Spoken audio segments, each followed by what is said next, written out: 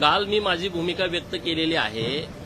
काल माननीय अध्यक्ष महोदयांच्याकडे जाऊन मी स्वतः दिलगिरी व्यक्त केली होती आणि माननीय अध्यक्ष साहेबांना मी विनंती केली होती या आमच्या सहकाऱ्यांच्याकडून चूक झालेली आहे, त्यांना सक्त ताकीद देऊन आम्हाला जी काही तुमची काही कारवाई असेल ती करा। आणि त्यामुळे त्यांच्या अधिकारातला हा विषय आहे। रात्री उशिरा त्यांच्यावरती एफआयआर दाखल झालेला आहे। शेवटी कायदा सर्वश्रेष्ठ आहे।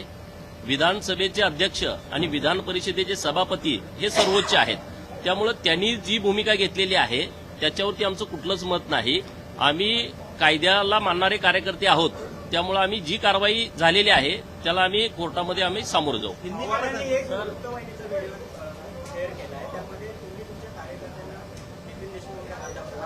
अरे तुम्ही बघा ना, तो नितीन देशमुख माझ्या ओळखीचा कार्यकर्ता नाही आणि तो कशा पद्धतीनं खालनं एवढी सगळी गर्दी आहे। आम्ही तिकडे कोपऱ्यात सगळे व्हिडिओ काढा ना, जवळपास 10-15 मिनिटं मी तिथं होतो आणि आमचे काही कार्यकर्ते ते फोटो काढत त्यांच्याबरोबर उभा होतो। परत आम्ही बोलून, कारण काल माझी लक्षवेधी होती, काल अर्ध्या तासाची चर्चा होती, अख्खा दिवस मी सभागृहात होतो, परंतु कामकाजामध्ये 9 लक्षवेधी झाल्या, 10वी लक्षवेधी माझी होती म्हणजे उद्या।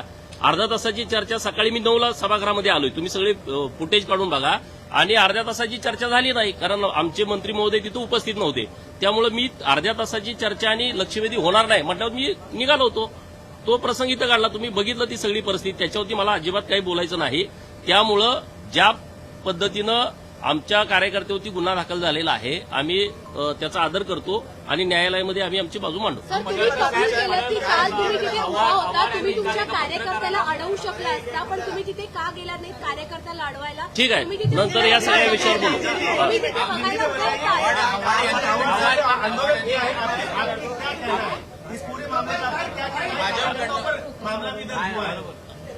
हमारे कार्यकर्ता के ऊपर जो एफआईआर रात देर दर्ज हुई है, तो ये जो विधानसभा क्षेत्र है वो विधानसभा के अध्यक्ष सम्माननीय और विधान परिषद के सभापति साहब इनके अंतर्गत आता है।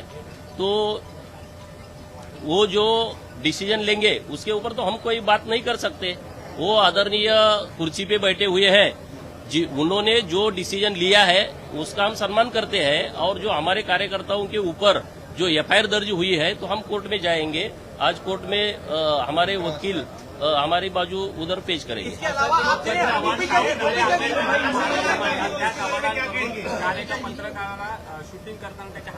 अरे तुम्ही आता त्यावर बोला ना, तुम्ही आता पोलिसांची गाडीची मोडतोड करता, मग हे कुठला प्रकार आहे?